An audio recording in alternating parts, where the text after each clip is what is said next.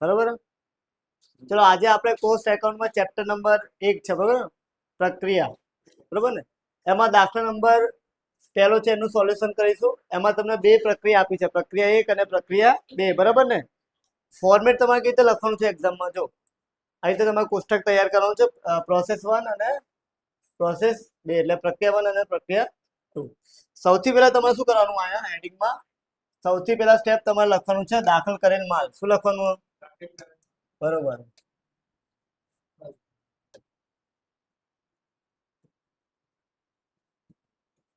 કરેલ માલ લખો કાં તો એકમ લખો, બંને, બરોબર ને. હવે તમારે દાખલામાં જોઈ લેવાનું, પહેલા દાખલ કરેલ એકમો કેટલા છે, બરોબર ને. દાખલાની સ્ટાર્ટિંગમાં બી આપેલા હશે તમને, કાં તો નીચે બી તમારે આપી, એ બી તમારે જોઈ લેવાનું. આપણે આમાં ક્યાં સ્ટાર્ટિંગમાં આપ્યા કેટલા? 1000, બરોબર ને. એનો ભાવ કેટલો છે? 20 રૂપિયા. તો આ લખી દઈએ આપણે 1000, ના લખીશું આપણે 1000 ગુણ્યા કેટલા કરીશું? 20, બરાબર ને. એટલે થઈ જશે કેટલા ભાઈ? 20,000. સમજી ગયા? હવે જેટલા બી ખર્ચા હશે શું હશે? એટલે કે માલ સામગ્રી, પ્રત્યક્ષ મજૂરી અને ઉત્પાદન ખર્ચ, એ તમારે ઉધાર બાજુ લખી દેવાના છે. કઈ બાજુ ભાઈ? માલ સામગ્રી, પછી શું છે ભાઈ? પ્રત્યક્ષ મજૂરી, એના પછી છે ઉત્પાદન ખર્ચ.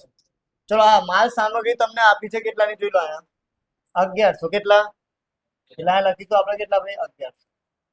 આ તમારે લખવાનું નહીં. સમજી ગયા? ચલો ચલો બીજું તમને આપ્યું છે ઉત્પાદન, પ્રત્યક્ષ મજૂરી 10,000. કેટલી? 10,000. અને આ કેટલા? 7,000 આપે, બરોબર. સમજી ગયા? બરોબર ને. ચલો એના પછી તમને આપ્યું છે સામાન્ય બગાડ. શું આપ્યું?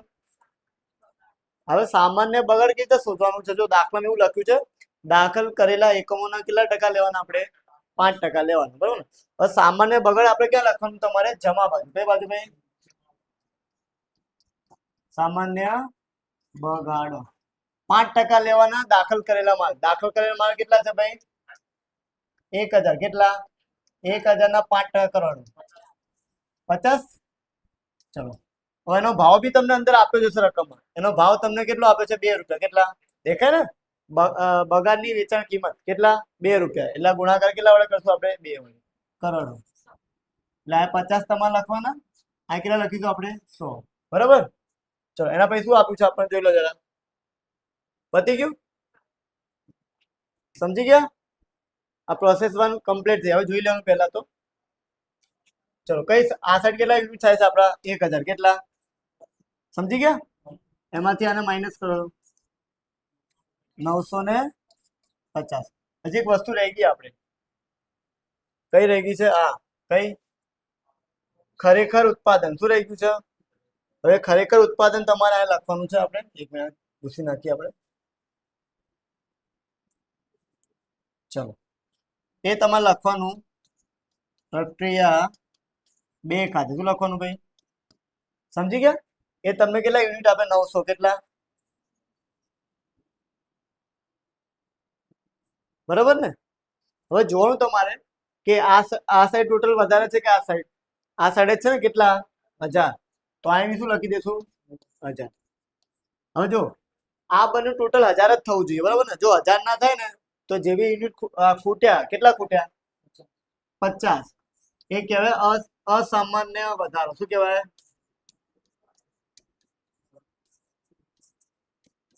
સમજી ગયા? શું કહેવાય? અસામાન્ય વધારો. ઓકે. હવે એને હવે આ રકમ તો શોધવી પડશે ને આપણે, બરાબર ને. તો એને ગુણાકાર કરવા માટે આપણે રકમ શોધવાની તમારે શું કરવાનું ખબર? પેલા આ રકમનું ટોટલ કરી દો. શું કરી દો? કરો. આનું ટોટલ કરી દો પેલા. 20,000, 1100, 10,000 અને 7,000. કેટલા? 3800. તો અહીં લખું છું, જોઈ લો. 3800. સમજી ગયા? એમાંથી આ તમારે માઇનસ કરવાનું, બરાબર. જોઈ લેજો. સમજી ગયા? હવે ભાગાકાર માટે શું કરવાનું તમારે? આજે 10,000 યુનિટ આપે. કેટલા? સોરી 10,000 ક્યાં? 1000. કેટલા? એટલે 1000 માંથી તમારા સામાન્ય બગાડના યુનિટ છે કેટલા? 50. કેટલા? એ તમારે માઇનસ કરવાનું. કરો. 3800 માઇનસ કેટલા? 100. એટલે કેટલા આવશે? 38,000. કેટલા? સમજી ગયા? ભાગાકાર કેટલા વડે કરવાનો 950 વડે કેટલા આવશે એટલાનો આન્સર આવશે 40 બોલો ડન આટલું એટલે તમારે આવું લખવાનું કે 900 ગુણ્યા 40 કરો ચલો અહીં લખી દઉં 36,000 બરોબર ચલો અહીં કરવાનું આપણે કેટલા કે 50 ગુણ્યા કેટલા 40 કરો 2000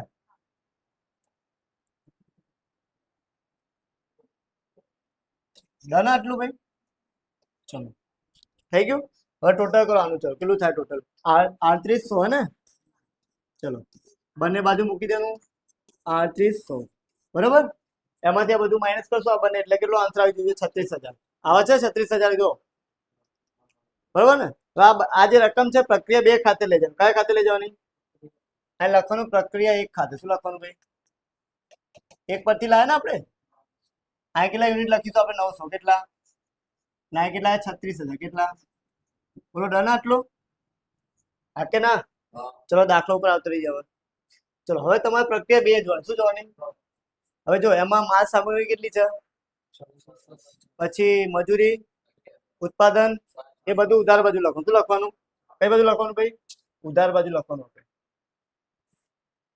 ચલો પેલા છે માલ સામગ્રી બરાબર ને 2650 ને 2650 પછી છે પ્રત્યક્ષ મજૂરી 11,000 ચલો એના પછી છે ઉત્પાદન ખર્ચા કેટલા છે 7,500 બરોબર આ જેટલા બી ખર્ચા હતા મેં આ દેખાય ને આ બધા ખર્ચા એ લખી દે ઓકે હવે શું છે હવે છે ખરેખર ઉત્પાદનના એકમો કેટલા આપે તમને 830 કેટલા એ તમારે લખવાનું તૈયાર માલ શું લખવાનું તૈયાર માલ સ્ટોક એ 850 આપે 830 ને 830 બરોબર હવે શું આપ્યું છે જો આપણે રકમ વાંચતા જઈએ આપણે ભાઈ તમને આપ્યું છે સામાન્ય બગાડ શું છે એ તમારે દાખલ કરેલા એકમ છે ને કેટલા 10% લેવાનું શું લેવાના બરોબર ને 10% જોઈએ આપણે કેટલા આપણે દાખલ કર્યા ભાઈ અહીંયા 900 કેટલા સામાન્ય બગાડ એટલે કે 900 ના 10% તમારે કરવાના એટલે કેટલા 90 આવશે અને એને ગુણ્યા 5 રૂપિયા કેટલા કરો 450 બરોબર ને ચલો આ સાઈડ યુનિટ વધારે છે કે આ સાઈડ જો આ 90 અને કેટલા છે એટલે આ સાઈડ વધારે બરોબર એટલે આ સાઈડ ફૂટ બરોબર ને તો પેલા આનું ટોટલ કરી આપો કરો કેટલું થાય 920 980 920 થાય 920 કેટલા 920 ને ભાઈ ખબર પડી હવે કેટલા યુનિટ આ બાજુ ફૂટ્યા 20 ને તો આને કે અસામાન્ય ઉપજ શું કહેવાય ભાઈ અસામાન્ય ઉપજ બોલો ખબર પડી જોઈ લો અહીંયા રીતેશ હવે રકમ શોધી પડશે ગુણાકાર કરવા માટે તો શું કરવાનું આનું ટોટલ કરવાનું કરો આનું ટોટલ માઇનસ આ એટલે આનું ટોટલ કરો આટલું કેટલું થાય 36,000 2650 11,000 અને 7,500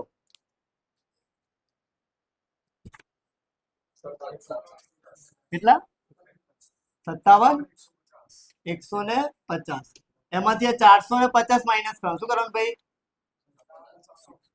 સમજી ગયા હવે આ જે દાખલ કરેલા માલ છે એમાંથી સામાન્ય બગાડ માઇનસ કરવાનો આપણે ચલો 900 માઇનસ 90 કરો આમાંથી માઇનસ કરો પહેલા 57 56